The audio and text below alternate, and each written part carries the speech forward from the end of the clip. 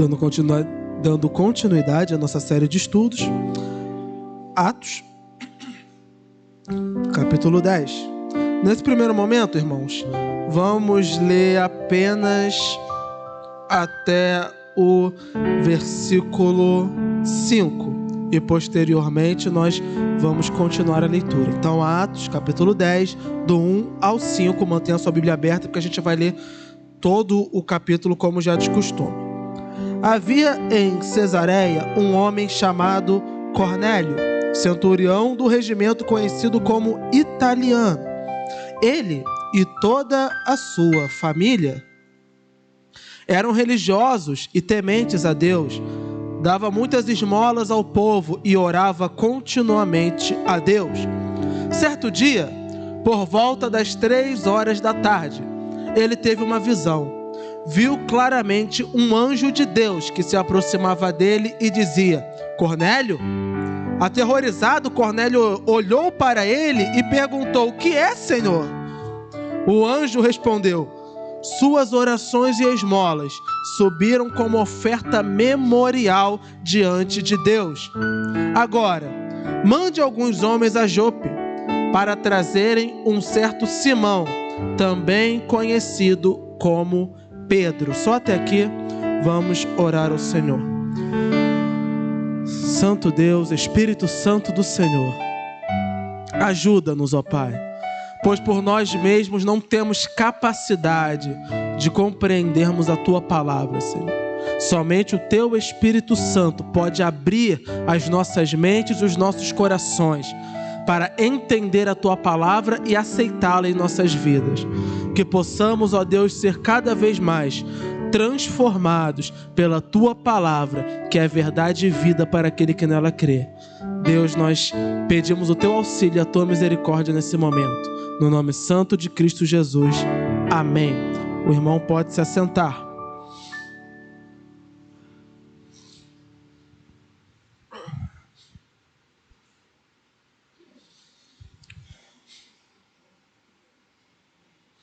Nós pintamos a casa hoje, então estou com uma dificuldade respiratória que já é natural. Então, se eu der umas paradinhas, não é nada não. É porque estou respirando mais devagar. Mas, como nós lemos na semana passada, e o nosso pastor já deu a deixa para a palavra de hoje, nós vimos que Pedro, ele foi para a casa de um curtidor, né? Ou seja, um homem que linguagem clara, esfola animais e faz roupas com as peles deles. Então, a gente podia dizer até que é um esfolador mesmo, é o trabalho dele. A gente viu que ele morava em Jope, lá no litoral. Por quê? Diferente dos tempos de hoje, de quem mora na frente da praia são os mais abastados, naquela época quem morava perto da praia eram os mais pobres. Eram os pescadores e aqueles que trabalhavam com coisas que para a sociedade da época eram imundas, como, por exemplo, tocar em cadáveres de animais. Então, esse tipo de pessoas já eram enviados para morar lá, perto do mar mesmo, para talvez até, entre aspas, lavar-se mais fácil, porque os judeus acreditavam muito na purificação dos pecados através da água. Era um rito que eles tinham.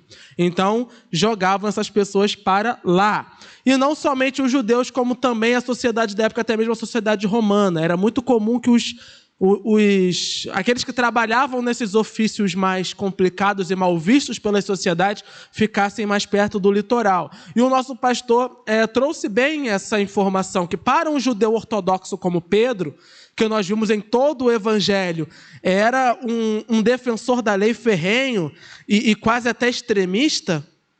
Estar na casa de um homem assim, considerado impuro para a sociedade, já é um milagre.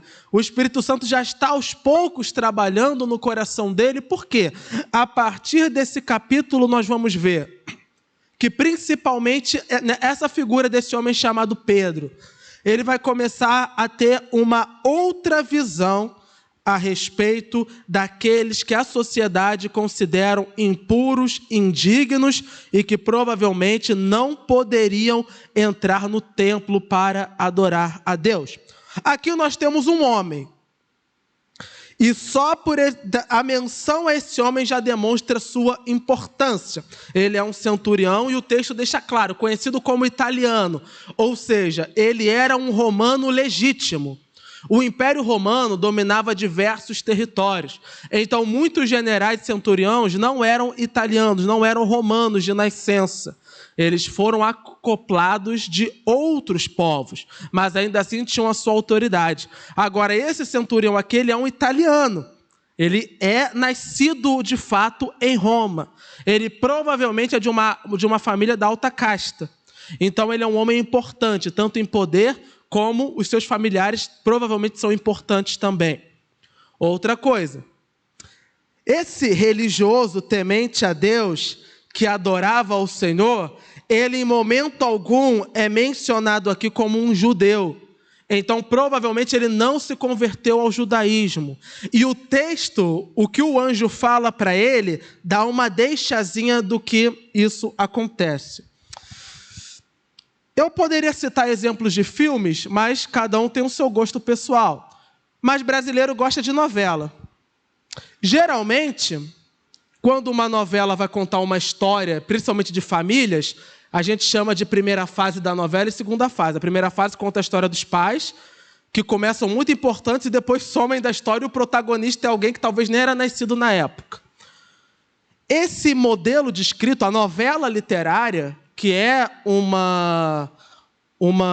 dos modelos de escrita, também já era utilizado pelos gregos e romanos. E Lucas, ele escreve esse épico aqui, esse Atos, essa biografia, quase que como nesse modelo.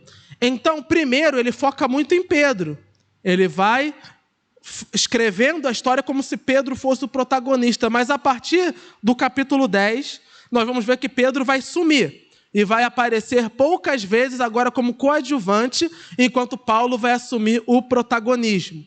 Por que Lucas achou importante dar esse protagonismo para Pedro no início da trama, ou seja, da sua história, e depois passar para uma segunda fase, a fase de Paulo? Porque da mesma forma como na novela, se o cara já chegasse jogando a história pela metade, o público não entenderia. Se Lucas chegasse já falando sobre Paulo, as pessoas não entenderiam o início da igreja, porque Paulo não foi o início da igreja. Paulo foi o missionário que Deus levantou e levou o evangelho a muitos. Mas o início da igreja começa com os discípulos de Cristo Jesus. E Pedro, por ter esse destaque maior, não por ser mais importante, mas por ter sido um homem de destaque, ele é usado por Lucas como esse protagonista, mas a história dele vai começar a se encerrar aqui. Vai começar a parar aqui. Então nós podemos ver o capítulo 10 como uma conclusão da jornada de Pedro. Toda a jornada que nós vimos desde lá de Mateus, onde ele é mencionado no início da nossa cronologia bíblica. E ele vai seguindo até agora, aqui é o desfecho dele. Quando nós vemos um filme de superação, a gente começa talvez com um protagonista que era uma pessoa horrível, né? E devido a uma dificuldade da sua vida, ou ela tem encontrado um novo propósito, ele vai sendo moldado, transformado, até se tornar o herói que no final encerra a trama. Pedro vai terminar a sua jornada se tornando o herói da história bíblica aqui. E Lucas veio escrevendo essa história até aqui, já dando a introdução de Paulo, mas focando em Pedro, porque é o testemunho dele quem vai fazer com que a igreja perca esse preconceito que veio da época dos judeus, em que haviam classes de pessoas e que Deus abençoava as pessoas de acordo com suas classes. Então haviam as classes mais dignas, haviam as classes menos dignas e aquelas que jamais seriam dignas. E o que o Evangelho de Cristo veio mostrar? Veio mostrar que nenhum de nós é digno e que a graça de Deus se mostrou salvadora a todos os homens, a todo tipo de pessoa. Para com Deus não há acepção de pessoas. E isso começa aqui. Os milagres que nós temos vistos, maravilhosos milagres de poder e maravilha, nós vamos começar a ver que eles vão também diminuir aos poucos. Significa que Deus não opere mais milagres e maravilhas de forma alguma. Nós, como pentecostais continuistas, ainda cremos que Deus opera sinais e maravilhas. Mas nós vemos, na prática, que Deus não opera sinais e maravilhas como na época de Pedro e dos apóstolos. Nós vemos isso. Por quê? Porque a palavra de Deus aponta para isso. Deus usa o milagre para comprovar que a palavra daquele homem é verdadeira. O milagre, ele não é somente para uma demonstração de poder ou para abençoar as pessoas somente no momento físico. Mas o milagre é a porta que Deus abre para que os apóstolos possam ter credibilidade de pregar o evangelho. Todo milagre que nós vemos feito por Deus, ele aponta para a salvação. Quando Jesus Cristo fazia os milagres, o que ele fazia? Vá e não peques mais, ou arrependa-se, ou você está salvo. Os milagres apontam para a salvação da alma. Por que é importante vermos isso também? Porque sabemos que Satanás e seus demônios fazem milagres e maravilhas também pelo poder do inferno. E nós vemos isso desde o início da Bíblia. Lá em Êxodo, quando Moisés, amando de Deus, joga a vara e a vara se transforma em serpente, os sacerdotes dos deuses pagãos também jogaram as varas e se tornaram serpentes. Não foi um truque, um ilusionismo, aconteceu de fato. Sabemos que pelo poder do inferno. Então Satanás e seus demônios fazem milagres. E nós já vimos aqui que haviam muitos curandeiros e muitos feiticeiros que faziam milagres também. Como que a gente sabe se o milagre que é apresentado vem de Deus ou não? E acreditem, há muitos que operam maravilhas que eu digo coisas maravilhosas aos olhos humanos, e estão pelo poder do inferno. Como nós sabemos? Quando o milagre veio mesmo de Deus, a mensagem do evangelho vem junto com o milagre. O evangelho vem junto. Então você foi curado, amém, glória a Deus, mas agora converta-se e se arrependa a Cristo Jesus. Amado irmão, Deus te curou, louvado seja Deus, mas não adianta nada o seu corpo estar são e a sua alma estar condenada. Arrependa-se. E é isso o que os apóstolos faziam. Então Deus vai operando esses milagres não para mostrar que os apóstolos eram muito poderosos, não. Era para dar credibilidade à palavra deles, porque os judeus olhavam para esses homens e falavam, esses homens não vêm de Deus. E quando eles, em nome de Deus, operavam milagres e maravilhas, o judeu via, Deus está com eles.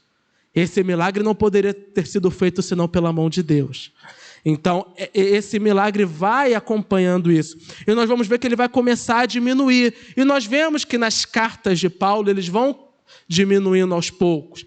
Em Coríntios, a gente vai ver relatos de milagres. Já em Efésios, em Gálatas, a gente não vê tantos. Significa que nós não cremos em milagre? Cremos e confiamos sim que Deus faz impossíveis. Mas sabemos que a obra maior dele é a pregação do evangelho, é a salvação. E Lucas tem apontado isso. O que Deus quer? Deus está quebrando todas as barreiras para que o evangelho dele chegue a todas as pessoas. Todos os preconceitos, tudo aquilo que estava impedindo que a igreja pregasse o evangelho a pessoas que os membros daquela época consideravam que não eram dignas, Deus aos poucos está quebrando. E nós vemos agora o exemplo desse homem. Um homem italiano. O homem nasceu no berço de Roma. Vamos imaginar os maiores perseguidores do evangelho. Um homem iraquiano, um general iraquiano.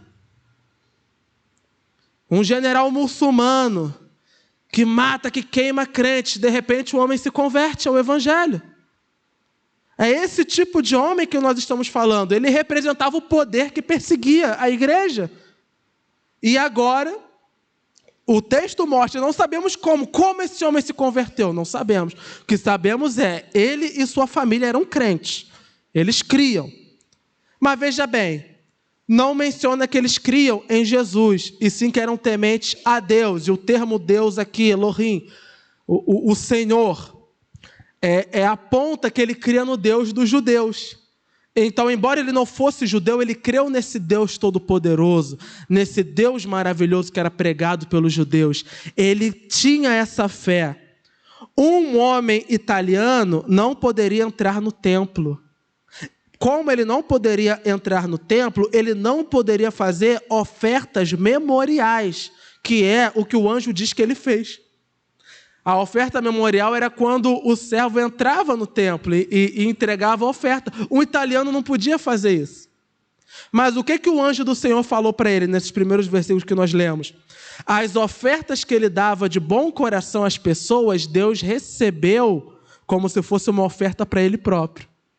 Então a generosidade dele talvez foi maior do que as ofertas que os fariseus davam no templo, por exemplo. Porque eram ofertas que eles davam para se engrandecer, enquanto esse homem abençoava vidas simplesmente porque era da vontade de Deus. Então essa mensagem provavelmente já, não só o fato de ter um anjo ali presente e o chamar pelo nome, mas só o fato desse anjo tratar esse homem de fato como servo de Deus, porque ninguém na sua sociedade via ele como servo de Deus. Os judeus não viam ele como servo de Deus. A igreja não via ele como servo de Deus. Mas o Senhor o via como servo de Deus. E o anjo do Senhor declarou: Deus recebeu a tua oferta. O Senhor viu o teu coração. Só nessa narrativa o Senhor já nos mostra aquilo que nós já vimos lá atrás. Quando Samuel foi ungir um novo rei, que ele estava olhando a aparência, o Senhor falou: tu olhas a aparência, eu olho o coração. Aqui, nós olhamos a aparência desse homem, um general italiano. Deus olhou o coração. Ele foi tratado como servo do Senhor. E o que Deus deu de presente a ele? Versículo 5. Agora, mande alguns homens a Jope, para trazerem um certo Simão, também conhecido como Pedro, que está hospedado na casa de Simão, o curtidor de couro, que fica perto do mar. Depois que o anjo lhe falou, se foi Cornélio. Depois que o anjo lhe falou, se foi. O anjo foi embora. Cornélio chamou 2 dos seus servos e soldado religioso dentre os seus auxiliares, e contando-lhes tudo o que tinha acontecido, enviou-os a Jope. Então, não só Cornélio, mas havia também mais alguns soldados que criam em Jesus. Talvez Cornélio evangelizou eles, ou talvez eles evangelizaram Cornélio. Não sabemos. Mas qual é a sabedoria de Cornélio? Se o povo cristão está sendo perseguido, ele vai mandar um soldado comum atrás de um crente? Vai terminar em tragédia. Ele chama também um soldado crente e fala: olha, até para o soldado crer no que ele estava falando, um anjo veio, falou comigo e pediu para você chamar um homem chamado Simão, sendo que o apelido dele é Pedro. Ele está na casa de um homem que tem o mesmo nome que ele, Simão, e é um curtidor de couro. Vão lá em Jope e tragam esse homem aqui. Quando nós vimos no capítulo 8 que Filipe tinha sido enviado por Deus só para encontrar um homem, nós vimos o quê? Quando Deus quer salvar a alma e é um eleito seu, ele move tudo para que a palavra de Deus chegue até essa pessoa. Esse homem aqui não tinha acesso à pregação da palavra de Deus, ele não podia ir no templo. A igreja não aceitava ele. Deus vai enviar um pregador para pregar para ele. E é quem? Pedro, justamente um homem que tem preconceito contra ele.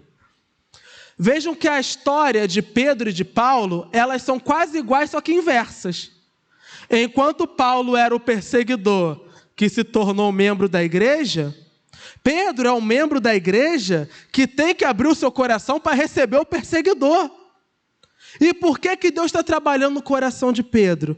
Porque Pedro vai ser muito importante para que a igreja aceite esse homem chamado Paulo.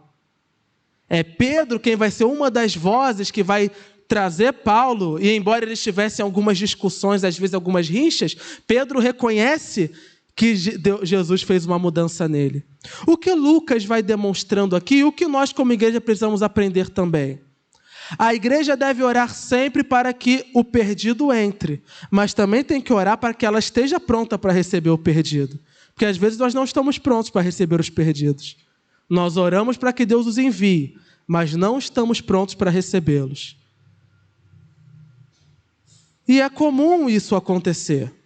Às vezes nós encontramos pessoas que fizeram coisas horríveis no seu passado, mas Deus escolheu essa pessoa. Como recebê-la? É algo que só o Espírito Santo pode fazer em nós. Precisamos orar sempre: Senhor, que descrente venha para a tua casa e que nós da tua casa saibamos receber o descrente. Os dois precisam andar juntos. E esses homens tão opostos, Paulo, Pedro, com essas histórias quase que invertidas, esse jogo de vidas que Deus gosta de fazer, essas pessoas diferentes, elas vão agora cada vez mais caminhando uma para perto da outra. Deus chama um, Deus chama outro, Deus prepara o coração de um, Deus prepara o coração de outro, para que os dois finalmente se encontrem. Então veja como a história é bem amarrada, veja como Deus vai conduzindo tudo. Cada ato até aqui, cada momento da igreja, tudo o que acontece na história da igreja, a mão de Deus está por trás. Nada acontece por acaso. Não existe acaso. Existe um Deus que escreve muito bem a história. E Ele vai conduzindo aos poucos. Às vezes até mesmo através do sofrimento.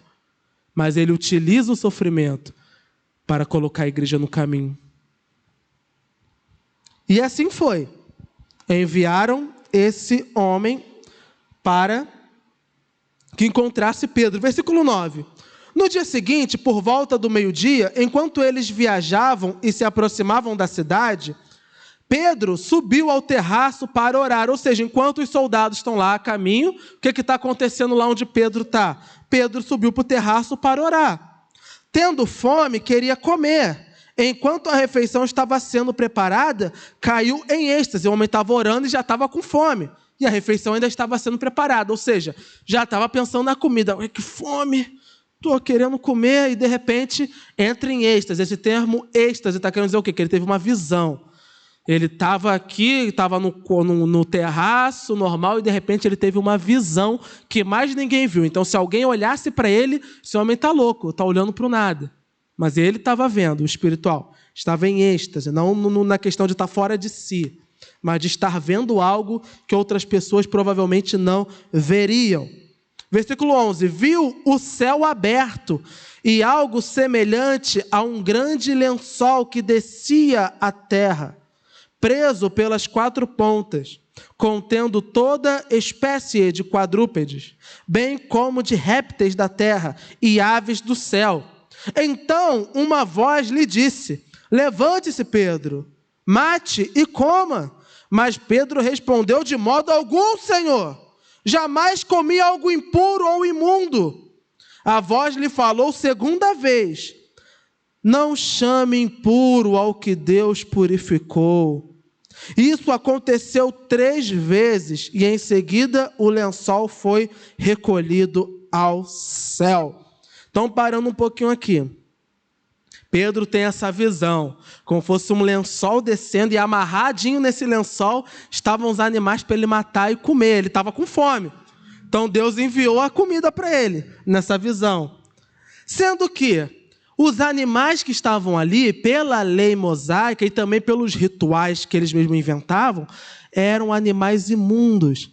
Eram animais que um judeu não poderia sequer tocar, quanto mais comer. Então a gente pode imaginar que ele devia ter talvez porco, todo tipo de quadrúpede. Então devia ter porco, deviam ter animais que eram considerados imundos.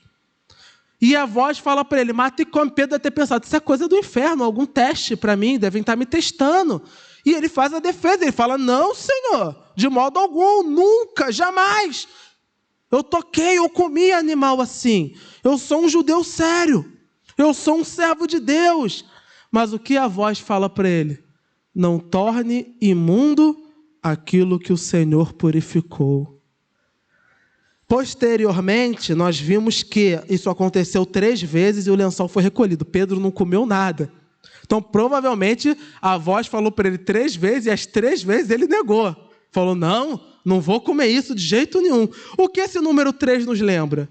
Deus gosta de falar com Pedro através disso, né? 3 vezes Pedro nega a Jesus. 3 vezes Jesus fala com ele, apacenta as minhas ovelhas. E agora 3 vezes o Senhor fala para ele, não tornes imundo aquilo que eu santifiquei. Pedro, a princípio, não entende bem o que essa visão quer dizer. Mas nós vamos ver no próprio capítulo que a revelação vai vir através dos acontecimentos. E Pedro vai ver que o Senhor estava querendo lhe dizer algo. Versículo 17. Enquanto Pedro estava refletindo no significado da visão, os homens enviados por Cornélio descobriram onde era a casa de Simão e chegaram à porta.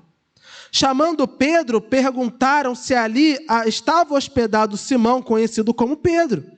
Enquanto Pedro ainda estava pensando na visão, o Espírito lhe disse: Simão, 3 homens estão procurando por você. Portanto, levante-se e desça. Não hesite em ir com eles, pois eu os enviei. Então, chegam 3 soldados procurando Pedro. Pedro já tinha sido preso, já tinha sido açoitado. O que ele ia pensar? Tragédia. O negócio está feio, deu ruim. Mas o Espírito Santo conforta o coração dele. O que Lucas vai mostrando com isso? Deus não somente executa a sua vontade, mas Ele faz sua vontade conhecida aos seus servos. E isso serve para a igreja até os dias de hoje. Antes de tomarmos qualquer decisão, nós podemos pedir ao Espírito Santo de Deus que Ele confirme para nós se é a decisão certa ou não.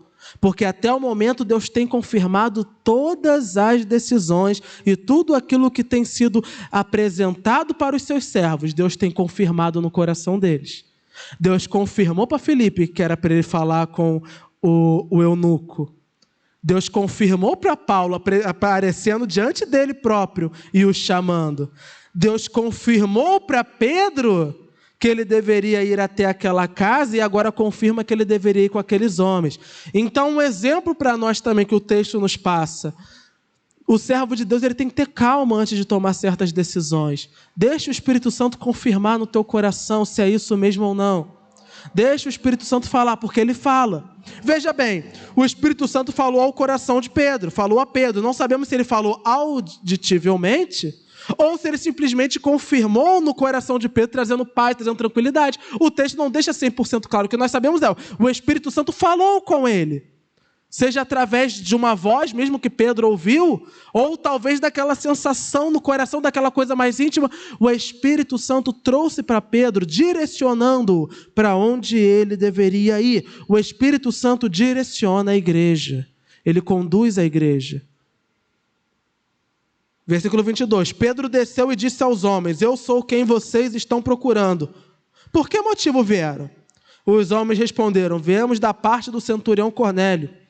Ele é um homem justo e temente a Deus, respeitado por todo o povo judeu. Um santo anjo lhe disse que o chamasse à sua casa, para que ele ouça o que você tem para dizer. Pedro os convidou a entrar e os hospedou. Aqui o termo hospedou, mas hospedou na casa dos outros. Naquela época, um hóspede poderia sim também trazer outros hóspedes. Era uma falta de respeito até você, como anfitrião, negar o hóspede do teu hóspede. Então, toda festa, e é por isso que a gente vê lá na festa de casamento, né? A gente pensa, poxa, o pessoal não tinha vinho suficiente para o Senhor Jesus fazer um milagre, ninguém se programou, ninguém fez. Não havia lista de convidados como nos dias de hoje. O convidado ia chamando o povo também. Ia quem fosse. O negócio era assim. Há um texto antigo chamado Odisseia, foi escrito na Grécia Antiga, onde tinha uma mulher que ela ficou viúva. E ela era muito rica e bonita. E um homem estava apaixonado por ela e queria casar com ela. Ela não aceitou, mas ele falou, olha, eu vou ficar hospedado 7 dias na sua casa. E ela não pôde mandá-lo embora, porque ele era apaixonado por ela e ali ficou. E ele foi trazendo os parentes dele para ficarem lá hospedados. E ela teve que suportar aquela gente até passar o período. Odisseia é um texto fictício escrito na época. Mas ele demonstra essa postura da época, era assim mesmo. E a gente viu isso também na Bíblia. Lá em Gênesis, por exemplo, quando nós vemos os anjos do Senhor chegando, ou quando nós vemos todos os convidados que chegam, eram bem recebidos. E às vezes eram convidados do hóspede, não necessariamente do dono da casa. Mas tinha que ser bem recebido, a menos que tivesse uma má reputação. A pessoa fosse mal vista. Aí sim você podia recusar a pessoa e falar, essa pessoa não entra na minha casa. Fora isso, era uma ofensa ao teu hóspede você negar o hóspede dele. Era da época. Então Pedro convida esses homens no direito que ele tinha para hospedá-los ali na casa que de fato não era dele. E ali os hospedou. Por quê? Porque provavelmente já estava de noite. Era meio-dia quando Pedro teve a visão. A gente não sabe quanto tempo durou a visão. A gente leu o quê? Que Deus falou com ele 3 vezes. Mas não sabe quanto tempo durou, se foram horas, se foram momentos. Também não sabemos quanto tempo durou para que esses homens o encontrassem. Porque Pedro teve a visão e ficou refletindo. Ele pode ter refletido até a noite. E ali chegaram os homens. Estava perigoso saírem naquele horário. Então se hospedaram ali. E no dia seguinte, Pedro partiu com eles. E alguns dos irmãos de Jope o acompanharam. Versículo 24. No outro dia, chegaram a Cesareia. Cornélio os esperava com seus parentes e amigos mais íntimos que tinha convidado. Cesareia, que lugar é esse? Já ouviram falar do Mississippi dos Estados Unidos? Um dos estados mais racistas do mundo? Onde há bairros onde negros não podem sequer passar, que aquela raça maldita da Ku Klux Klan até mata. Na Cesareia era esse clima de xenofobia e racismo, um dos mais latentes da história de Roma. Então, podem imaginar que judeus, gregos, italianos, essas etnias não se cruzavam. Era uma região muito conhecida por ter até assassinatos por esse tipo de proximidade. Quando aqueles homens falaram que Cornélio era reconhecido até mesmo entre os judeus, por quê? Porque provavelmente eram as pessoas que ele ajudava, e não necessariamente toda a classe judaica. Essa área era terrível. Pedro está no ápice do preconceito. Ali era um lugar onde o preconceito era latente. E ali um judeu vai entrar na casa de um romano. Cornélio os esperava com seus parentes e amigos mais íntimos que tinha convidado. Versículo 25. Quando Pedro ia entrando na casa, Cornélio dirigiu-se a ele e prostrou-se aos seus pés, adorando-o. Mas Pedro o fez levantar-se, dizendo: levante-se, eu sou homem como você. Cornélio não era servo de Deus? Por que ele está adorando um homem? Porque é como nós vimos nas outras narrativas. A pessoa creu, mas ela ainda não conhece a palavra de Deus. Ele crê em Deus, mas ele ainda não conhece. Ele provavelmente não tem acesso às Escrituras. A fé dele é baseada na fé que os romanos têm. Qual é a fé dos romanos? A fé nas imagens e esculturas, a fé nos deuses ímpios, a fé nos semideuses, que eram homens misturados com deuses, a fé nos heróis e a fé naqueles que os deuses levantavam como autoridade. Esse homem Cornélio já deve ter se prostrado diante de muitas autoridades e adorado-as. Por quê? Porque os romanos, as autoridades máximas, recebiam adoração. Então Cornélio entende que Pedro é um enviado de Deus e quer prestar ali uma adoração sincera do coração dele. Fala: olha, eu reverencio você como servo de Deus. Louvado seja você por ter vindo em nome de Deus. Mas Pedro traz essa repreensão que vem sido trazendo latente. E essa repreensão, quando Lucas coloca aqui, o que ela mostra para o leitor? Ela mostra o caráter de Pedro, que tem sido mostrado desde o início. Esse homem não ganhou vantagem nenhuma financeira com o evangelho. Desde o início queriam dar dinheiro, ele falou: morra você com seu dinheiro. Desde o início queriam se prostrar e adorá-lo, ele falava: não, aqui não, somente a Deus. Por que Lucas faz esses momentos? Tanto para mostrar para nós, igreja, que nós devemos adorar somente a Deus Todo-Poderoso, a Jesus Cristo, nosso Senhor, mas também para mostrar o caráter desses homens. E hoje, infelizmente, não só hoje, como também naquela época, nós vemos que muitos ditos servos de Deus querem ser mais adorados que o próprio Deus. Mais adorados que o próprio Deus. As pessoas se prostram e reverenciam e eles recebem a adoração para si. Pedro não. Ele era servo de Deus. Qual é o padrão de servo de Deus? João Batista: diminua eu para que tu cresça, Senhor. O que Pedro está fazendo aqui?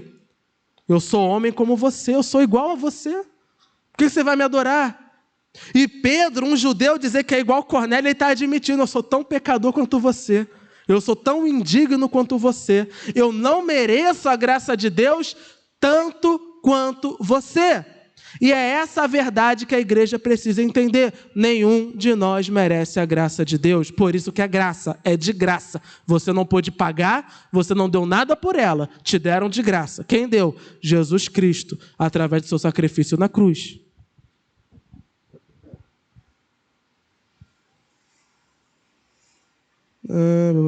Me perdi agora. Pedro levantou-se, dizendo, levante, são homem. Versículo 27. Conversando com ele, Pedro entrou e encontrou ali reunidas muitas pessoas. E lhes disse, vocês sabem muito bem que é contra a nossa lei um judeu associar-se a um gentio ou mesmo visitá-lo. Mas, olha que revelação, mas Deus me mostrou que eu não deveria chamar impuro a homem nenhum.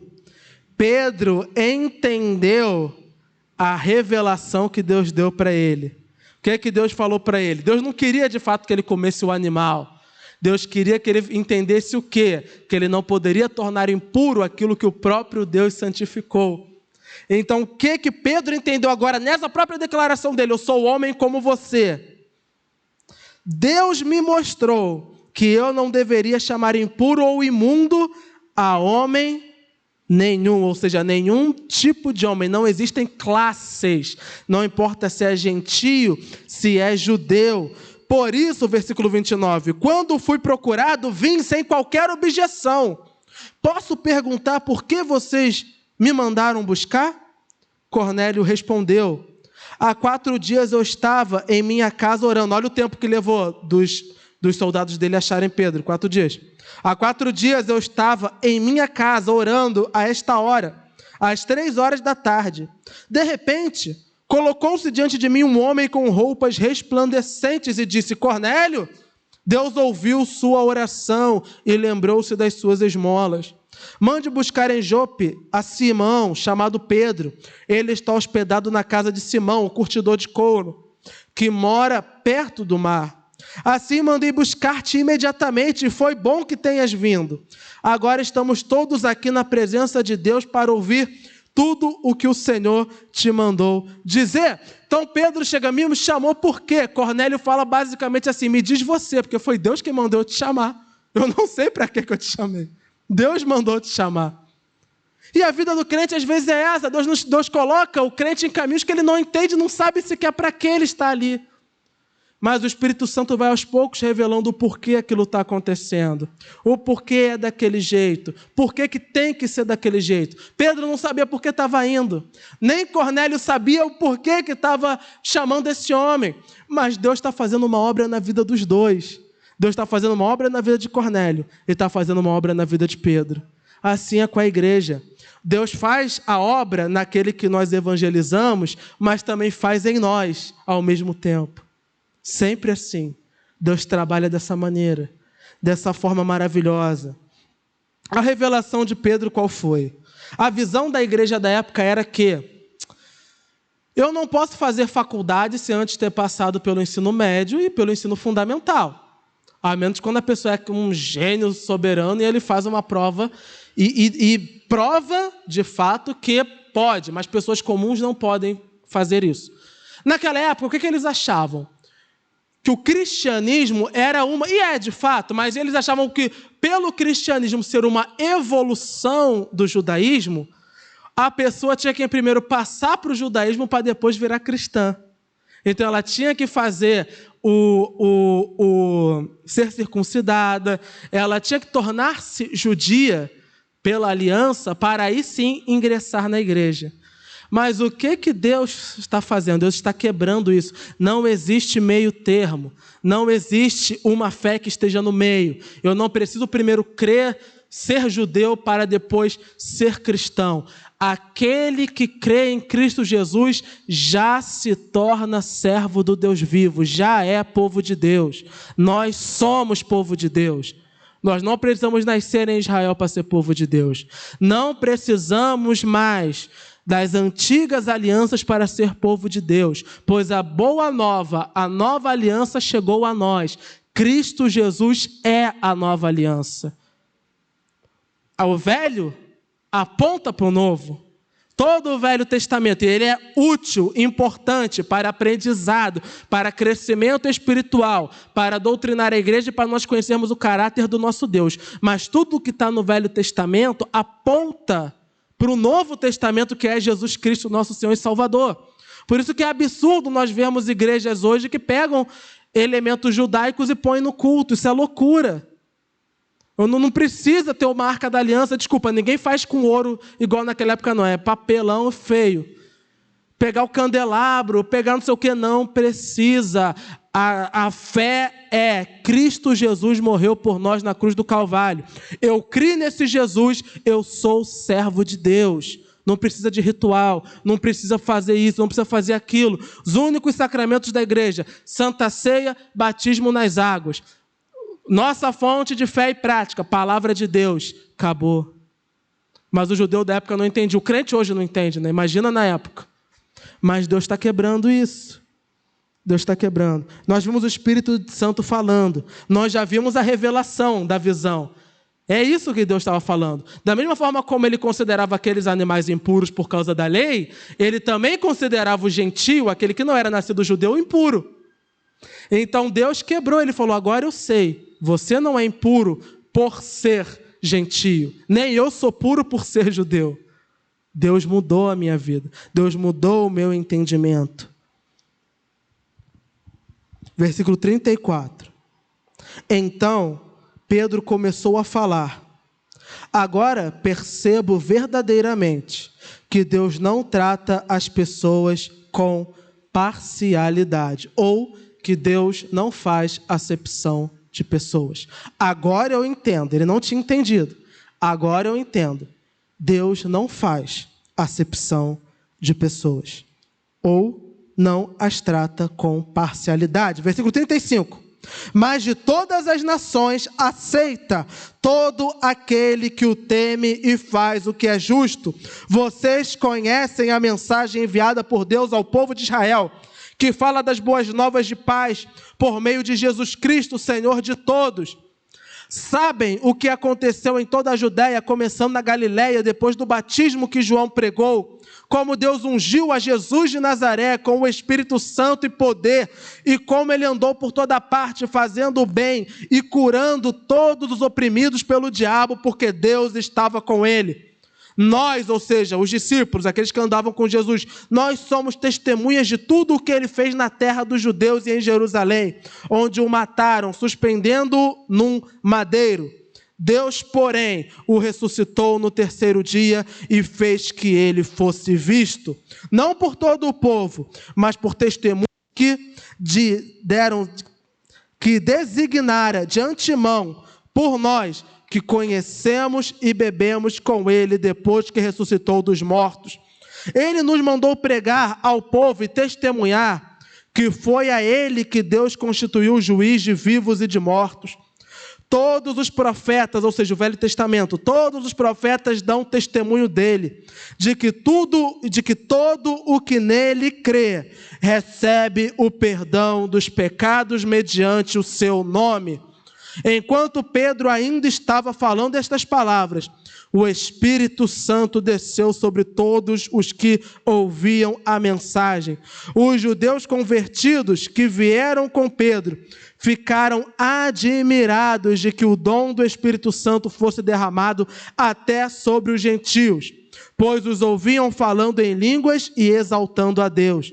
A seguir, Pedro disse: pode alguém negar a água, impedindo que estes sejam batizados?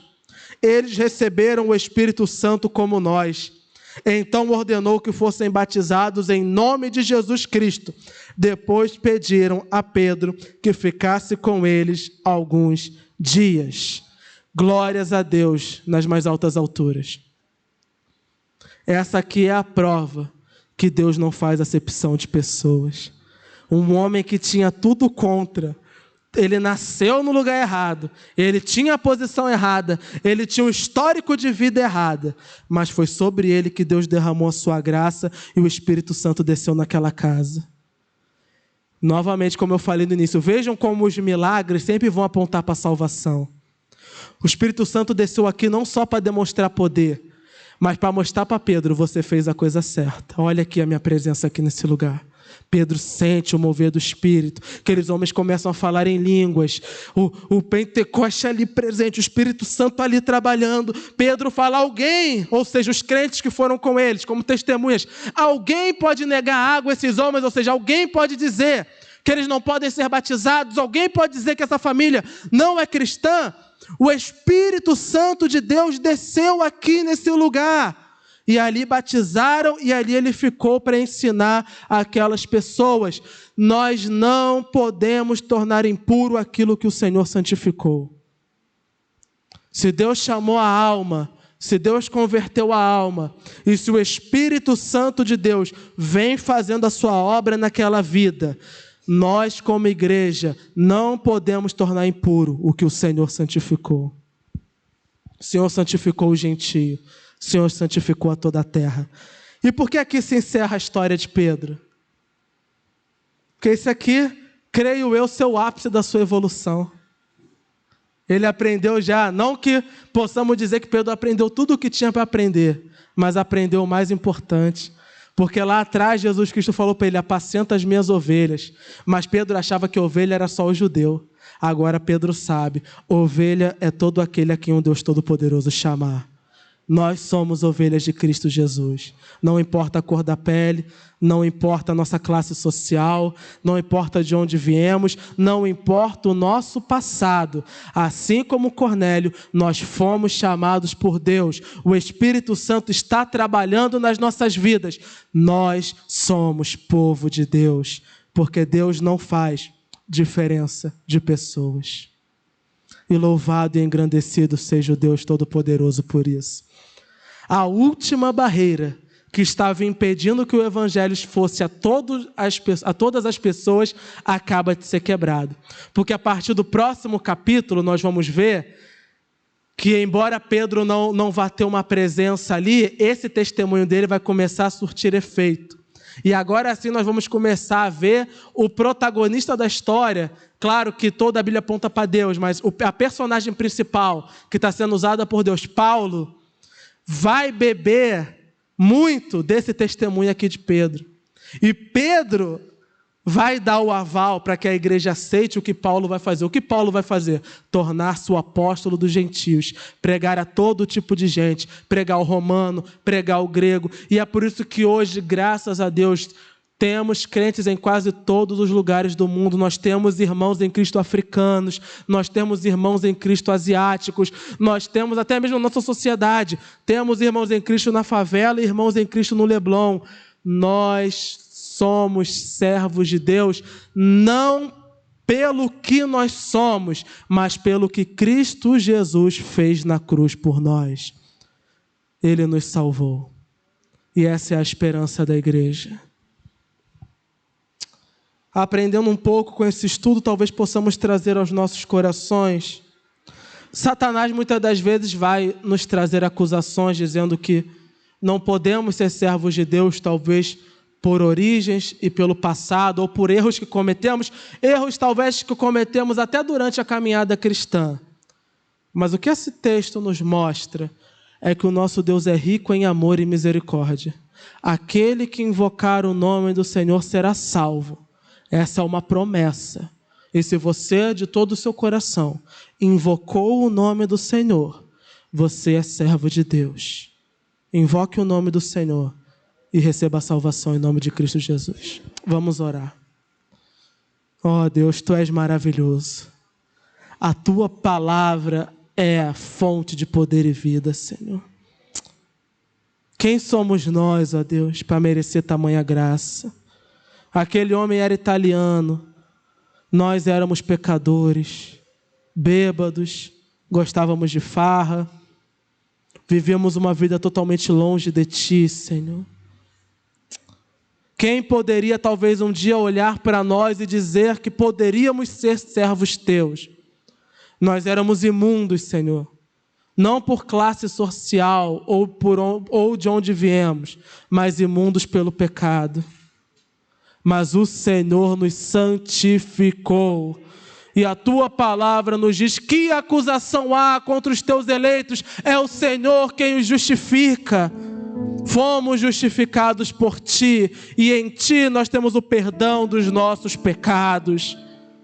Nosso passado foi apagado e hoje nós temos uma nova vida em ti, Senhor Jesus. Dá-nos a certeza da tua salvação e coloca em nossos corações a certeza de que tu podes salvar todo o tipo de pessoa.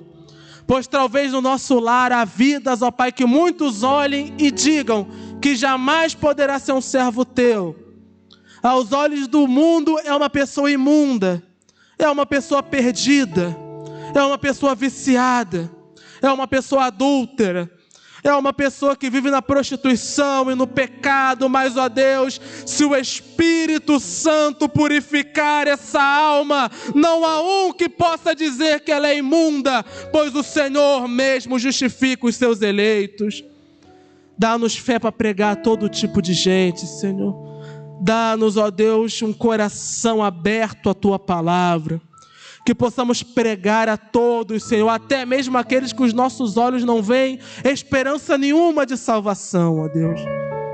Pois o Senhor escolhe os loucos desse mundo para envergonhar os sábios, aqueles que não são para envergonhar os que são, para que todos saibam que a obra é tua, Senhor, e a obra é tua, ó Deus.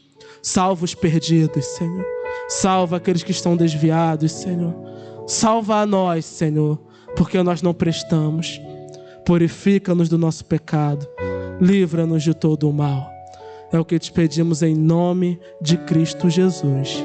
Amém.